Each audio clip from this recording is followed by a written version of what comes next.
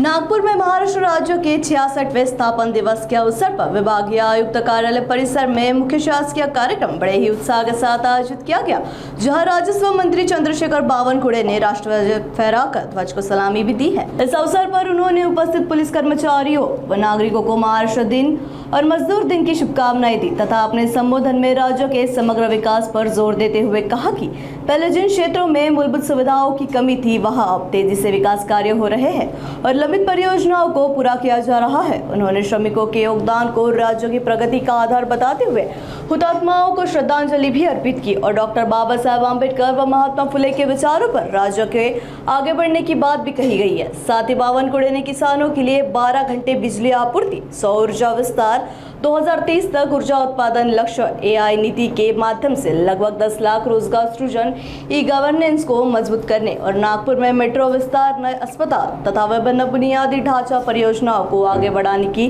प्रतिबद्धता की बात भी अपने संबोधन में स्पष्ट की है। सरकारच्या माध्यमातून या ठिकाणी अनेक विकासाच्या नवनवीन पर्वणी सुरू झाल्यात आणि खरं तर अनुशेष भागामध्ये या ठिकाणी मोठं काम या आपल्या सरकारच्या माध्यमातून करण्यात आलं। खरं तर आपल्या महाराष्ट्राच्या प्रगतीच्या या आलेखामध्ये अनेक दिवंगत खूप महत्त्वाच्या नेत्यांचाही सहभाग आहे। आज या ठिकाणी अनेक नेत्यांचा उल्लेख आपण करू शकतो, पण खऱ्या अर्थाने या ठिकाणी आपल्या या महाराष्ट्र राज्याच्या 67व्या स्थापना दिनानिमित्त खरं तर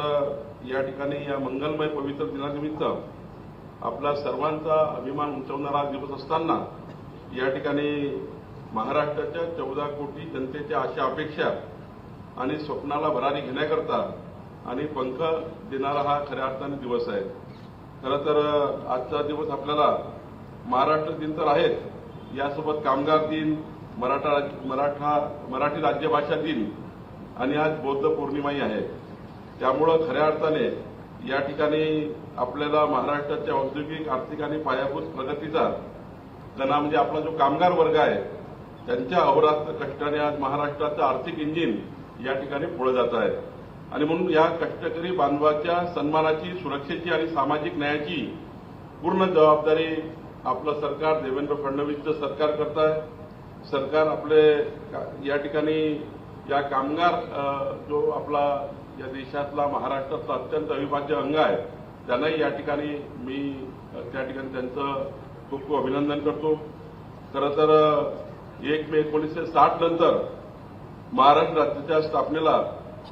खरं तर मराठी भाषेला अधिकृत दर्जा हा या ठिकाणी राजभाषेचा दर्जा मिळाला आणि म्हणून आज राजभाषा दिने आपण या ठिकाणी साजरा करतोय। पंतप्रधान नरेंद्र मोदी यांच्या नेतृत्वात केंद्र सरकारने मराठी भाषेला अभिजात दर्जा देण्याचा ऐतिहासिक निर्णय 3 ऑक्टोबर 2024 ला घेतला आणि या निर्णयाने संपूर्ण देशामध्ये, जगामध्ये मराठी भाषेला एक उत्तुंग उंची या ठिकाणी मिळाली। त्यामुळे या ठिकाणी मी माननीय पंतप्रधान नरेंद्र मोदींचं मराठी भाषेला अभिजात दर्जा दिल्याबद्दल त्यांचा आभार मानतो। खरं तर माननीय मुख्यमंत्री देवेंद्र फडणवीसजींनी आणि त्यांच्या नेतृत्वात मराठी भाषेला संपन्न अधिक विस्तारित करण्याचं कार्य या ठिकाणी महाराष्ट्रात नव्या जोमाने सुरू झालेलं आहे। शांती, अहिंसा आणि करुणेचा संदेश देणारे बुद्ध पौर्णिमे तथागत गौतम बुद्ध, महामुनी तथागत गौतम बुद्ध यांचा पवित्र दिवस आणि खरं तर आपण आज सर्वच तथागत गौतम बुद्धांना या ठिकाणी नतमस्तक होतो आहे। त्यांना या ठिकाणी आपण सर्व या जगाला, देशाला सुरक्षित ठेवण्याचा, शांततेचा मार्ग या ठिकाणी जो महामुनी तथागत गौतम बुद्धांनी दिला आहे त्या शांततेच्या मार्गाला आपल्याला सर्वांना स्वीकारायचा आहे।